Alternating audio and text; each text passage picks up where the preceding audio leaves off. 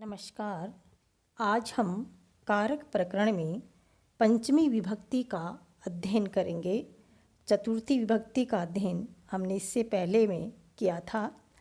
पंचमी विभक्ति में जो सूत्र है ध्रुवम पाए अपादानम तथा अपादाने पंचमी। अपाय का अर्थ यहाँ होता है अलग होना। किसी पदार्थ के अलग होने में जो कारक ध्रुव अर्थात अवधि या सीमा रूप होता है उसकी अपादान संज्ञा होती है और अपादान कारक में पंचमी विभक्ति का प्रयोग किया जाता है। जैसे धावतो अस्वात पतति, दौड़ते हुए घोड़े से गिरता है। यहाँ पर अवधिभूत पदार्थ अश्वय यानी ध्रुव या स्थिर नहीं है, तथापि वह पतति क्रिया के प्रति अवधिभूत होने से अपादान संज्ञक है। अतः इसमें पंचमी विभक्ति का प्रयोग किया जाता है धावतो अस्वात पतति। इसी प्रकार से दूसरा जो इसका सूत्र है और इसी का एक उदाहरण और है, जैसे वृक्षस्य पत्रम पतति। इसमें वृक्ष की अपादान संज्ञा नहीं हुई है, इसलिए इसमें पंचमी विभक्ति का प्रयोग नहीं किया गया है। इसका एक दूसरा जो सूत्र है वो है भीत्रार्थानाम भय हेतु, यानी भयार्थक तथा रक्षार्थक धातुओं के योग में भय के हेतुभूत कारक की अपादान संज्ञा होती है।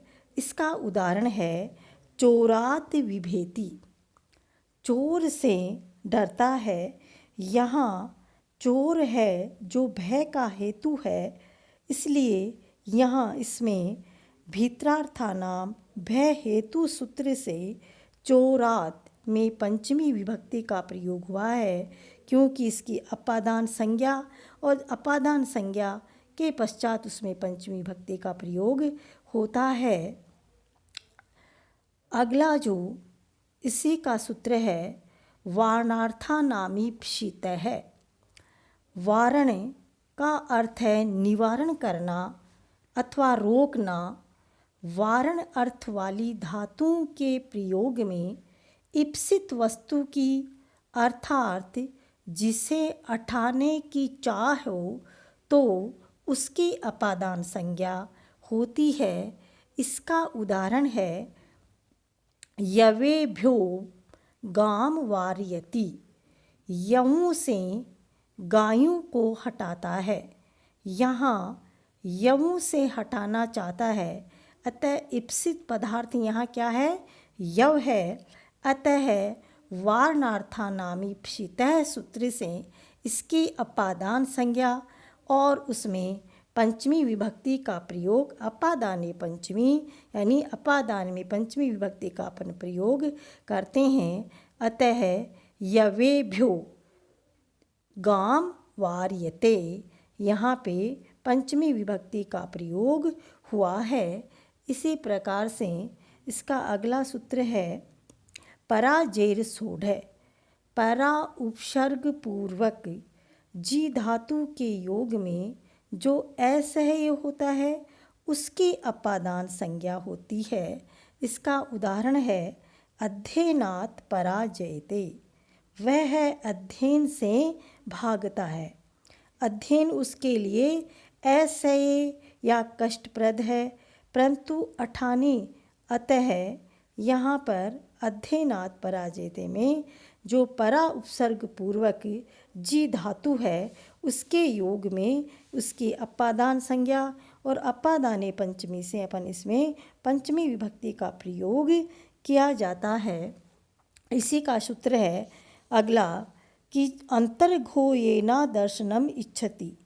व्यवधान होने पर भी जब कर्ता अपने दर्शन के अभाव की इच्छा करता है तब अपादान संज्ञा होती है। इसका उदाहरण है मातुर्निलीयते कृष्ण है, यानी माता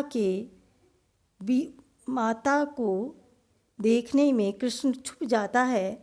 अंतर्घो किम चोरान दिद्रक्ष्यते, इसलिए यहाँ पे चतुर्थी विभक्ति का प्रयोग किया गया है।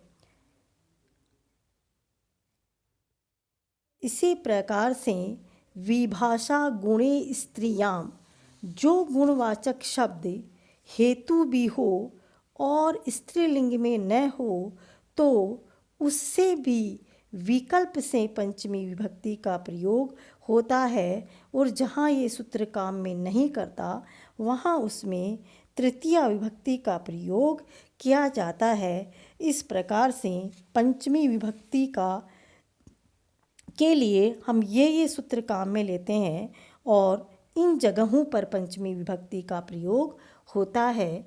धन्यवाद।